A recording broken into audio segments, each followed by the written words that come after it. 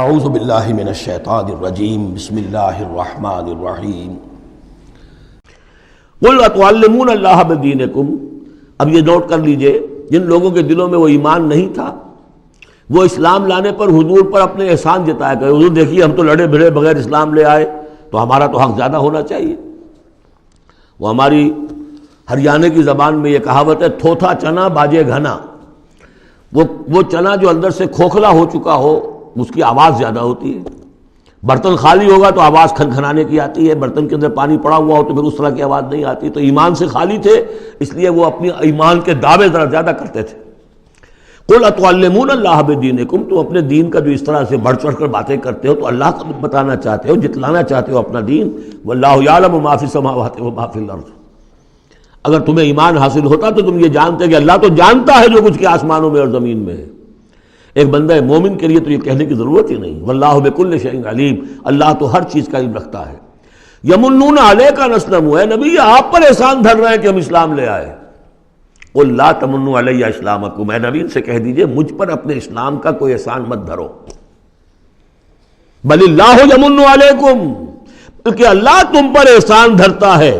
ان ہداکم للایمان ان کنتم صادقین، کہ اس نے تمہیں ایمان کے راستے پر ڈال دیا ہے اگر تم سچے ہو. جب اسلام پر آ گئے ہو تو ایمان کے راستے پر چڑھ گئے ہو. اگر سچے ہو گے تو اب ایمان تمہارے اندر پیدا ہو جائے گا.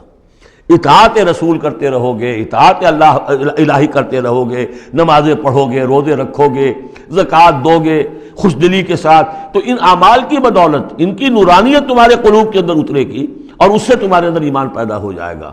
دیکھیے یہاں لفظ اسلام آیا تھا. پھر یمنون علیک ان اسلموا، یہ آپ پر احسان دھر رہے ہیں کہ وہ اسلام لے آئے. قل لا تمنوا علی اسلامکم، اے نبی کہہ دیجیے مجھ پر اپنے اسلام کا احسان مت دھرو.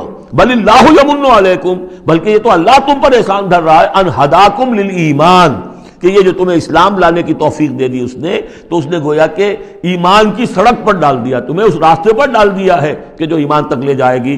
ان کنتم صادقین، اگر تم اپنے اسلام میں صادق ہو. ہاں اسلام منافقانہ لائے ہو تو بات اور ہے، دل میں عداوت ہے، دشمنی ہے صرف جان بچانے کے لیے، اگر نیت یہی ہے تو پھر تو ظاہر بات ہے کہ نہ اسلام ہے اور نہ ایمان ہے. اگرچہ قانوناً پھر بھی مسلمان مانے جائیں گے. منافقین بھی آخری وقت تک مسلمان مانے گئے. منافقین جو ہے یہاں تک کہ رئیس المنافقین عبداللہ ابن ابی کی نماز جنازہ حضور نے پڑھائی ہے. یہ تو غزوہ تبوک کے بعد ہوا، پھر کہ منافقین کو ننگا بھی کیا گیا اور مسجد جو انہوں نے بنائی تھی مسجد ضرار وہ گرا بھی دی گئی. وہ سب کچھ ہوا بعد میں ہوا، پہلے نہیں. غزوہ تبوک تک کا معاملہ یہ تھا کہ پردہ پڑا ہوا تھا.